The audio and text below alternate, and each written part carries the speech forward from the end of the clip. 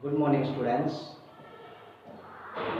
इससे पहले हमने ताल कहरवा, ताल दादरा का परिचय सीखा था और इस वीडियो में हम तीन ताल का परिचय सीखेंगे। तीन ताल में कितनी मात्राएं होती हैं और कौन सी गायन शैली में तीन ताल का अधिक प्रयोग होता है और किस प्रकार से उसका प्रयोग किया जाता है। आइए चलते हैं तीन ताल की ओर। तीन ताल का परिचय करने से पहले हम कुछ उसके जो मुख्य अंग हैं उसके ऊपर थोड़ा सा समझ लेते हैं। जैसे कि तीन ताल में सबसे पहले मात्रा है। मात्रा के बाद विभाग बनाए जाते हैं। विभाग के बाद सम आता है। सम के बाद खाली आता है। उसके बाद ताली आता है। उसके बाद आवर्ती होती है और एक शब्द इसमें प्रयोग होता है। तीन ताल का परिचय करने से पहले हम सभी को एक बार समझेंगे कि ये इनकी परिभाषा क्या है, किस प्रकार से ताल में प्रयोग होता है। सबसे पहले आती है मात्रा। मात्रा जो है ताल में लय, स्पीड। पिछले वीडियो में हमने लय के विषय में पढ़ा था विलंबित लय, मध्य लय और द्रुत लय।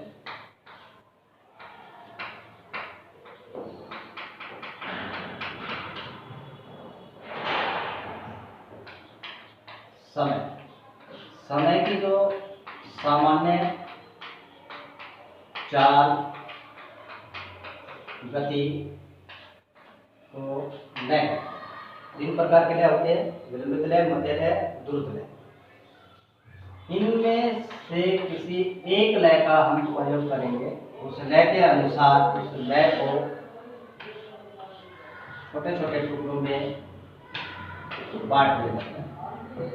जिन छोटे छोटे टुकड़े बनाए गए हैं इनको मात्रा कहा जाता है और हम इनको संख्याओं के अनुसार पहचानते हैं। इनको संख्या तरह से नाम दिया जाता है। संगीत में जो संख्याएं होती है, ताल में जो संख्या प्रयोग होती है, मात्रा होती है, लय को बराबर बराबर भाग में बांटना, टुकड़ों में बांटना मात्रा है। मात्रा जो होती है उस मात्रा के अनुसार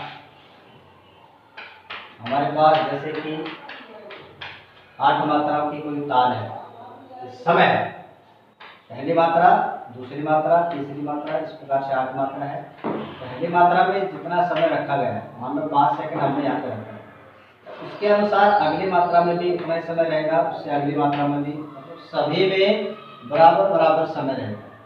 समय के अनुसार समय जो है उस समय को छोटे छोटे टुकड़ों में बांटना विभाग में।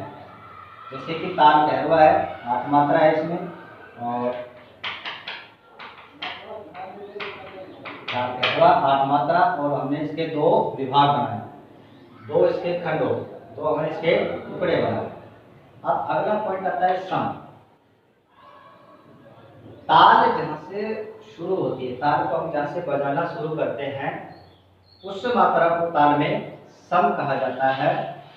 और जितने भी संगीत में तालें हैं सभी ताल प्रथम मात्रा से शुरू होती है। तो पहले जो मात्रा है वो सम कहलाएगी और उसके लिए चिन्ह बनाया गया है क्रॉस का। इस मात्रा पर ताल में जितनी भी मात्राएं हैं उनकी अपेक्षा अधिक जोर दिया जाता है। उसको उत्पन्न करने के लिए आवाज को तेज गति से उत्पन्न किया जाता है। उसमें आंदोलन जो संख्या होती है तेज होती है। इसको संगीत में भरी भी कहते हैं। खंड, खंड से पहले हम ताली को सीखेंगे। ताली क्या है? सम जो है इसको भरी कहते हैं, इसको ताली भी कहा जाता है और ये ताल की प्रथम ताली कहलाएगी। इसके अलावा, इसके अतिरिक्त ताल में यदि दूसरी ताली आती है, दूसरा सम आता है, वो मात्रा ताल में ताली कहलाती है।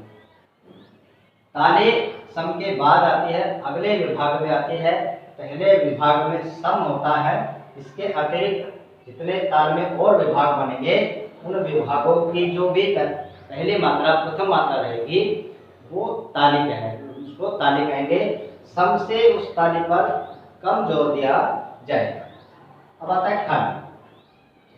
ताल में एक विभाग ऐसा रहेगा जहां पर बहुत ही कम जोर दिया जाता है। एक तरह से जब हम उस ताल को हाथ पर बजाते हैं, जैसे कि 1 2 3 4 5 6 7 8, यहाँ पर 2 बार ताली आएगी। इसी प्रकार से यदि यहाँ पर खाली होती है तो उसको किस प्रकार से दर्शाया जाता है, देखिए 1, ये हो गया सम, 2 3 4 5। जैसे हम हाथ को साइड में रखेंगे तो वो मात्रा खाली कराएंगे, मतलब कि यहाँ पर बहुत ही कम ध्वनि उत्पन्न होगी। एक आवाज ये है और एक आवाज ये है और एक आवाज ये, यहाँ पर घर्षण हो रहा है। तो ये आवाज इन दोनों की अपेक्षा बहुत ही धीमी है, मंदी है, इसलिए इसको ताल में खाली कहा जाता है। और खाली को पहचान करने के लिए पंडित विष्णु नारायण भास्कर जी ने हमें जो चिन्ह दिया वो शून्य का 0 का चिन्ह, हम इसको इस चिन्ह के माध्यम से पहचान सकते हैं। आवर्ती। आवर्ती ताल के जो बोल होते हैं, ताल में जो मात्राएं ली गई है, इन मात्रा तो ताल में बजेगी नहीं, मात्राओं को बजाने के लिए नाम इनका रखा गया, नाम इनको दिया गया। जैसे कि हम गैरवा ताल की बात करें, धा गे ला ती ना के धी ना, ये ताल के बोल। ये मात्रा जो है उनका पहली जैसे मात्रा है उसका नाम है धा, दूसरी मात्रा है उसका नाम है गे, तीसरी मात्रा है उसका नाम है ना, चौथी मात्रा है उसका नाम है ती। इस प्रकार से इन 8 मात्राओं का नाम रखा गया। और ये जो बोल है, ये सभी जो नाम है ये बोल कहलाएंगे। जब ये बोल किसी इंस्ट्रूमेंट पर, किसी वाद्य पर बजाए जाएंगे, तबले पर बजाए जाएंगे या फिर मृदंग, ढोलक पर, पखावज पर बजाए जाएंगे तो वो ठेका कहलाएगा, उसको हम ठेका कहेंगे। जब हम पहली मात्रा से 8वीं मात्रा तक इन सभी बोल को एक बार बजाएंगे, एक बार इनका उच्चारण करेंगे तो वो एक आवर्ती कहलाएगा, सम से सम तक। जब हम इनको एक बार दोहराएंगे तो एक आवर्ती होगी, 2 बार दोहराएंगे तो 2 आवर्ती होगी, जितनी बार दोहराएंगे उतनी बार ये आवर्ती कहलाएगी। आवर्ती को आवर्तन भी कहा जाता है और कुछ संगीतकार इसको आवर्तक भी कहते हैं। तो इस प्रकार से आवर्ती आवर्तन होता है, ताल के बोल जो होते हैं उनको एक बार इंस्ट्रूमेंट पर बजाना आवर्तन कहते हैं। इस सभी जो भाग है ये ताल में प्रयोग होते हैं, ताल के अंदर प्रयोग किए जाते हैं। मात्रा होती है, विभाग होता है, सम, ताली, खाली, भरी, आवर्तन, ठेका और बोल। इस प्रकार से ताल में ये सभी प्रयोग किए जाते हैं। और आइए हम चलते हैं 3 ताल की।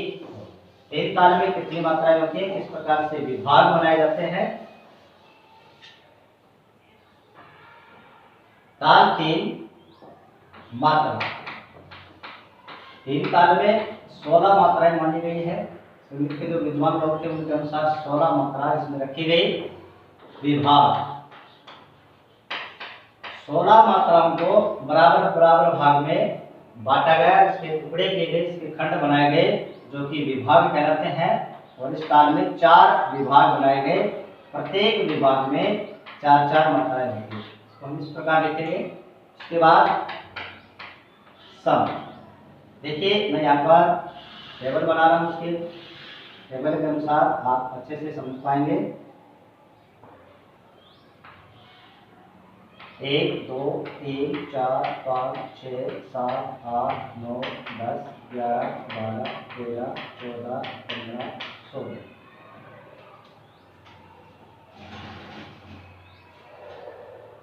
चार मात्राओं का प्रथम विभाग, 4 मात्राओं का दूसरा विभाग और 4 मात्राओं का तीसरा विभाग।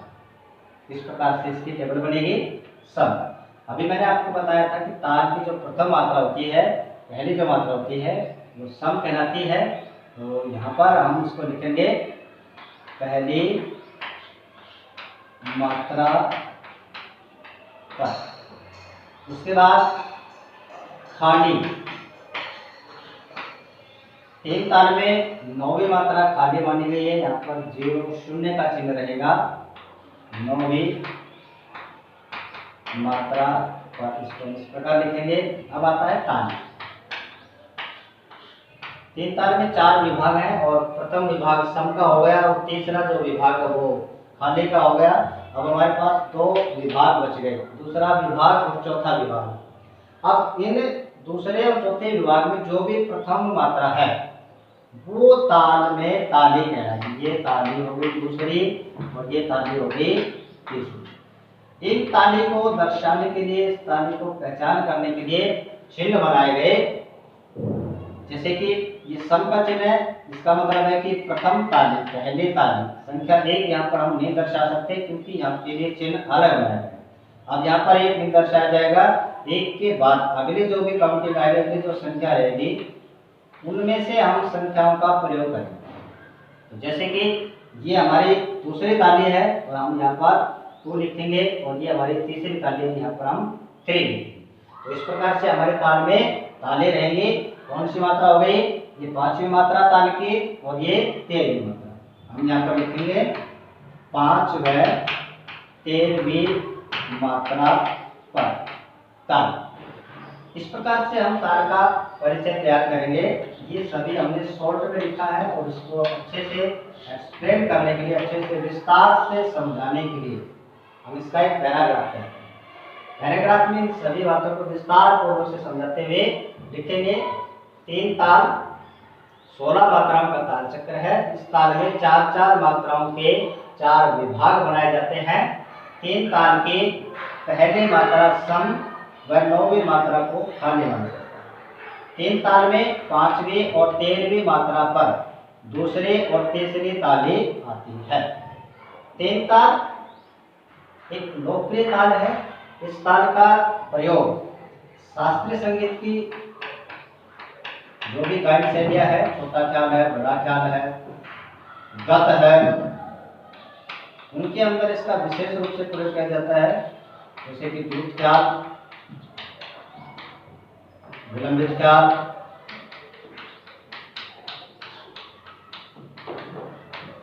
गीत, गजल, भजन, शब्द आदि। इस प्रकार से बहुत सारी गायन शैलियाँ होती है और उन सभी गायन शैलियों में 3 ताल का बहुत अच्छे से प्रयोग किया जाता है। इस ताल के साथ ये गायन शैली गाई बजाई जाती है। 3 ताल के बोल बंद होते हैं। इससे पहले वीडियो में मैंने आपको बताया था कि जो बंद बोल की जितनी भी ताले हैं वो सभी ताले तबले पर बजाए जाते। जो ताल तबले पर बजाई जाती है उनके साथ विशेष रूप से अधिकतर भाव संगीत और शास्त्रीय संगीत की जितनी भी गायन शैली है वो गाई बजाई जाती है। और 3 ताल में सबसे अधिक मात्राएं होती है। 16 मात्राओं की हमारे पास सबसे अधिक मात्रा में ताल है, इसलिए इस ताल को बादशाह ताल भी कहा जाता है। बादशाह ताल के नाम से भी इस ताल को जाना जाता है। संगीत में 3 ताल के समान मात्राओं की एक ताल और है जिसे तिलवाड़ा ताल कहा जाता है। तिलवाड़ा ताल में भी 16 मात्राएं होती है, 4-4 मात्राओं के विभाग होते हैं। मतलब कि विभाग समान होता है, चिन्ह समान होते हैं, मात्रा समान होती है, लेकिन 3 ताल के और तिलवाड़ा ताल के जो बोल हैं, इन दोनों के जो बोल है उनके बोल में अंतर होता है, बोल अलग अलग होते हैं। बाकी मात्रा बराबर होती है, विभाग हम बराबर बनाते हैं, चिन्ह भी बराबर होते हैं, सेम होते हैं, जैसे होते हैं। तिलवाड़ा ताल की अपेक्षा 3 ताल का प्रयोग अधिक किया जाता है क्योंकि 3 ताल के अंदर जो भी बोल है उन सभी में बराबर बराबर समय लगता है। जैसे कि हमारे पास हम बोल यहाँ पर लिखे हैं धा, धिन, धिन, धा। सेम बोल अगले विभाग में रहेंगे धा, धिन, धिन, धा। तीसरे विभाग में धा, तिन, तिन, ता। और लास्ट विभाग में ता, धिन, धिन, धा। इस प्रकार से इसमें बोल होते हैं। ये 3 ताल के बोल हैं। धा दिन दिन धा, धा दिन दिन धा, धा तिन तिन ता दिन दिन धा। तिलवाड़ा ताल के जो बोल होते हैं यहाँ पर हमारे पास धा तिरकिट, धा तिरकिट, दिन दिन, ये एक विभाग होता है। उसके बाद धा धा तीन तीन ता तिलकट दिन दिन धा धा दिन दिन। इस प्रकार से तिलवड़ा ताल में बोल होते हैं। तिलवड़ा ताल की अपेक्षा तीन ताल का प्रयोग इसलिए अधिक किया जाता है क्योंकि यहाँ पर जो चाल है वो बदलती नहीं है, स्पीड बदलती नहीं है। हमने लय से यहाँ पर कोई भी विलंबित लय, सामान्य लय, द्रुत लय, किसी भी एक लय का चुनाव किया है तो वो लय हमें बदलने की जरूरत नहीं पड़ती है। तिलवड़ा ताल में क्या होता है कि धा तिलकट, अब तिलकट में 1 2 3 4 चार बोल। यहाँ पर ताल हमने जो भी लय लिए है, मान लो कि हमने सामान्य लय लिए तो सामान्य लय में ये चार बोल नहीं बोले जाएंगे। यहाँ पर 5 सेकंड लग रहा है तो 5 सेकंड हम चार बोल कैसे बोलेंगे? चार बोल को बोलेंगे हमें 20 सेकंड का समय चाहिए, तो इसलिए यहाँ पर स्पीड तेज की जाएगी।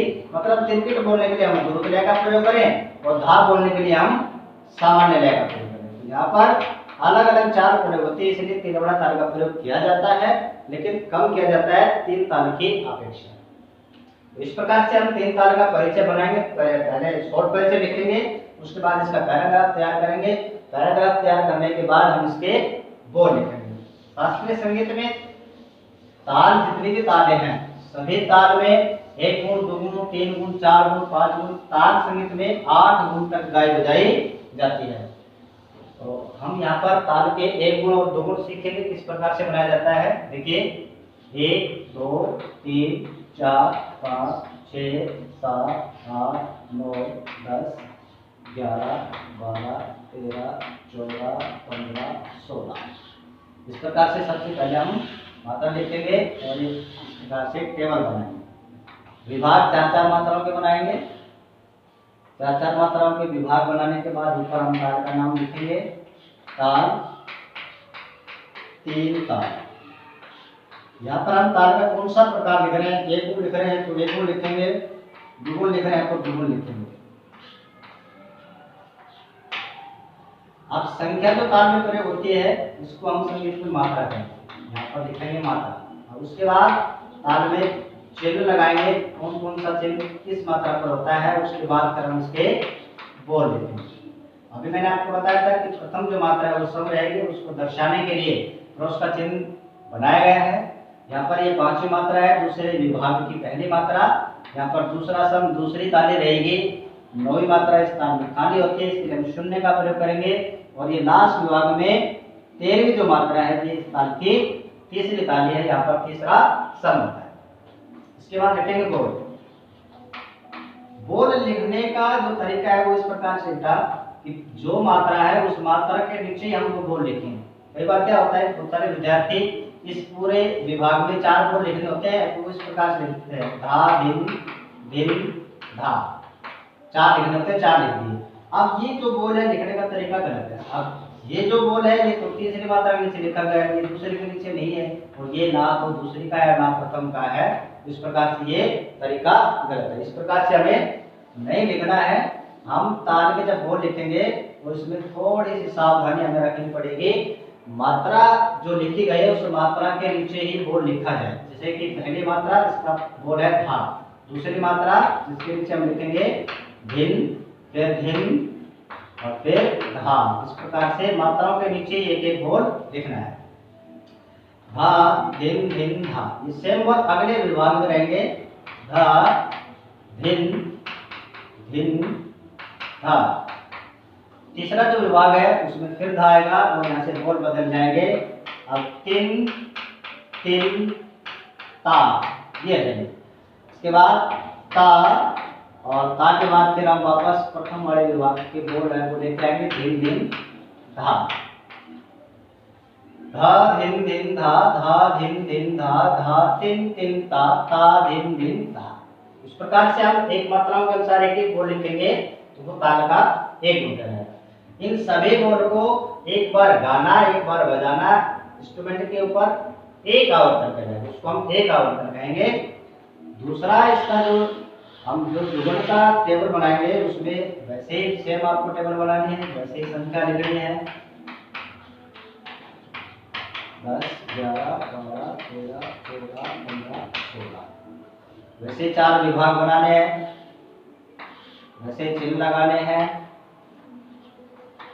वैसे ताल का नाम लिखना है। अब यहाँ पर हम काम बदल रहे हैं। यहाँ पर हमारा एक गुण था और हम यहाँ पर जुगल बना रहे हैं तो हम यहाँ पर लिखेंगे दुगुन।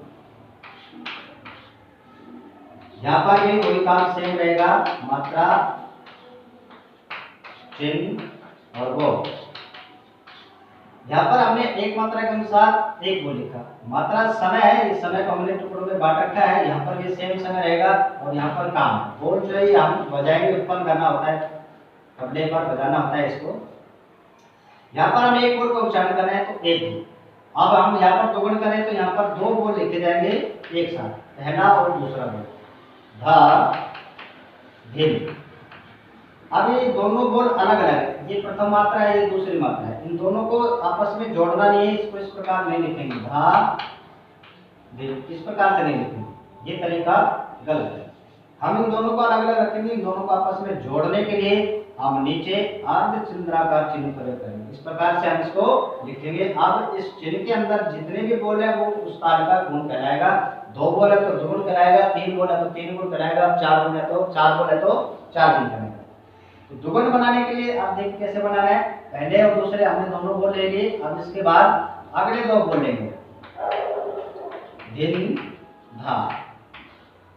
उसके बाद अगले दो बोल धा धिन, फिर उसके बाद अगले दो बोल धिन धा, फिर उसके बाद अगले दो बोल धा तिन, फिर अगले दो बोल तिन ता, उसके बाद ता धिन और धिन धा। जो काम हम 16 मात्रा के समय में कर रहे थे, उसी काम को हमने स्पीड को तेज करने के बाद 8 मात्राओं के समय में ही पूरा कर दिया। अब हमारे पास 8 मात्रा अभी शेष बच रही है, तो हम वापस पहले विभाग के जो बोल है वो तीसरे विभाग में लिखेंगे और दूसरे विभाग के जो बोल है वो लास्ट विभाग में लिखे जाएंगे। मतलब हम उन्हीं बोल को रिपीट करेंगे, आगे वही बोल लिखे जाएंगे। इस प्रकार से हम ताल के दुगुन बनाएंगे और यदि इसी ताल के 3 गुण बनानी हो तो हम 3 बोल को अर्धचंद्राकार चिन्ह के अंदर रखते हुए ऐसे टुकड़े में बनाते हुए आगे चले जाएंगे। इस प्रकार से 3 गुण बनाएंगे और 4 गुण बनानी है तो 4 बोल की हम एक एक मात्रा बनाएंगे और 16 बार उनको लिखना है तो 4 गुण। इस प्रकार से हम ताल का 1 गुण, 2 गुण, 3 गुण, 4 गुण आसानी से बना सकते हैं। आशा करता हूँ कि आपको ये वीडियो पसंद आएगा और आप इस वीडियो के माध्यम से 3 ताल को अच्छे प्रकार से सीखेंगे। मैं आपके पास इसका जो परिचय है वो नोट्स के माध्यम से भेज दूंगा और आप इस वीडियो के माध्यम से इस ताल को समझेंगे और सभी विद्यार्थी इस ताल को अपनी साफ फेयर नोटबुक में भी लिखने की इसको जरूरी समझे और इस वीडियो के माध्यम से आप इस ताल को सीखें। धन्यवाद।